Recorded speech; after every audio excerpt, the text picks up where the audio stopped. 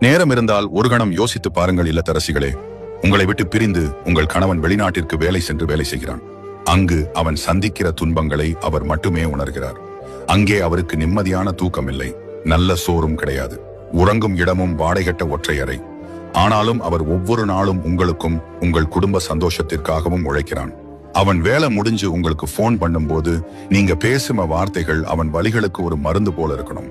ஆனால் நீங்கள் செய்வதோ, நீ எனக்கு போன் பண்ணல, மெசேஜ் பண்ணல, தேவையற்ற கஷ்டங்களை வார்த்தைகளை பேசினால் அவன் வலிகள் கூடுமே தவிர குறையாது.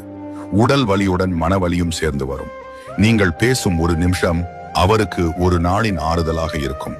நீங்க நினைவில் வையுங்கள், அவன் வாழ நினைக்கும் வாழ்க்கையை மறந்து நிம்மதியை இழந்து உங்களுக்காகவும் பிள்ளைகளுக்காகவே அவன் ஆசைகளை இழந்து வாழ்கிறான்.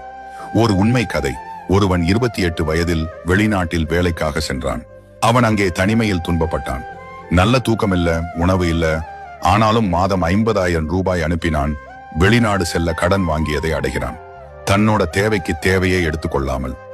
ஒரு நாள் வீட்டுக்கு திரும்பினான். அவன் மனைவி, அவன் குழந்தைகள் எல்லோரும் கேட்டது ஒரே கேள்வி, எனக்காக நீ என்ன செய்தாய்? அந்த கணத்தில்தான் அவனது எல்லா தியாகங்களும் காற்றில் கறந்தது போனது.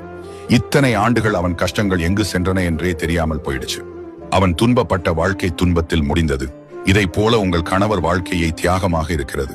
நினைவில் கொள்ளுங்கள், எல்லாரும் வெளிநாட்டுக்கு சென்று சொகுசாக வேலை செய்வதில்லை. சொந்த ஊரில் செய்த வேலையை விட 10 மடங்கு அவன் வேலை செய்ய வேண்டும். அப்படி பிழிஞ்சு விடுவார்கள் அவனை. தயவு செய்து அவனுக்கு மன நிம்மதி கொடுங்கள். அன்பும் புரிதலும் பேசுங்கள். அதுதான் அவருக்கு உண்மையான வலிமை மற்றும் அவனின் வலிகளுக்கு மருந்து. மனைவிமார்களே, உங்கள் கணவன் உங்களை பிரிந்து சென்று நிம்மதியாய் இருக்கான் என்று தவறாக எண்ணாதீர்கள். அவன் உங்களை பிரிந்தும் கஷ்டப்படுகிறான். அவன் உங்களுக்காக வாழ்கிறான். அவருக்காக நீங்கள் சிரிக்கவும் புரிந்து கொள்ளவும் வேண்டும். மனதளவில் கஷ்டப்படும் அந்த ஜீவனை நன்றாக பார்த்து